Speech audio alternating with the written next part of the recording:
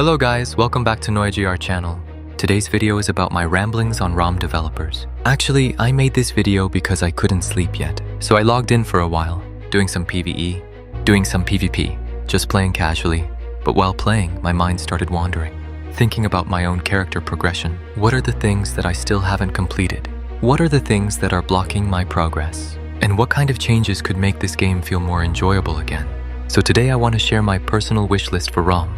Things that I hope developers can improve in the future. Not because I think ROM is a bad game. Actually, the reason I am making this video is because I still care about this game. After years of playing, many memories, many battles, and many friendships, I still want to see ROM continue growing. But I think there are some systems that could use improvement, especially systems that are heavily depending on RNG, because progression should feel like a journey. I work hard, I improve, and eventually I reach my goal. Not. I keep trying and maybe someday RNG decides to help me. The first thing on my wish list is Oracle Mirror equipment. And this is one of the progression systems where many players are still stuck. The weekly source is very limited, while buying additional coins with BCC from the store is quite expensive. For my own case, I am currently stuck trying to push from Refine plus 14 to plus 15. And until now, I still haven't succeeded. This is one of those frustrating moments where you already invested a lot, but one unlucky refinement can completely stop your progress. Maybe introduce some kind of pity system. After certain failed attempts, players can finally progress. And maybe also reconsider the price for unlocking new slots. The second one is Relic, especially materials like True Sight or HP Block. Honestly, this system is one of the most frustrating ones for me, because the RNG is go big or goblog. Personally, I have probably spent around 20-30 billion Zenny just trying to find True Sight material, and until today, I still haven't gotten it. The problem is not only the chance, the problem is also the cost behind trying. Relic Shard Gacha is expensive. You can spend hundreds of millions of Zenny, but there is still no guarantee that you will receive the Relic Shard that you actually need. And the recycling system is also another gamble. You need 5 unused relics just to exchange for 1 random relic. But even after doing that, there is still no guarantee. Sometimes developers put relic shards into auction, and yes, it creates a competitive market. This progression becomes extremely difficult, especially when new systems like Secret Memory also require a lot of Zenny and resources. Hopefully, ROM can make these materials more accessible, because progression systems should motivate players, not make players feel permanently behind. The third thing is Emir slots.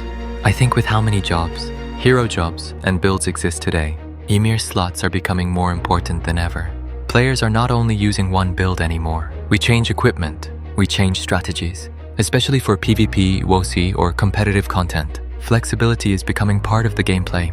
But currently, unlocking Emir slots requires BCC, and the price becomes higher and higher every time we unlock more slots. My wish is, maybe create a more reasonable pricing system, maybe a flat price, or give extra free slot for players, or at least reduce the increasing cost. Because having more Emir slots should encourage players to experiment. It should encourage creativity, not become another expensive wall. The fourth one is something personal for me as an Indonesian player.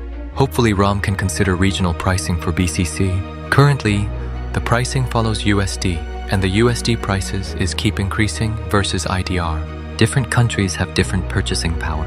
While maintaining an account today is not cheap.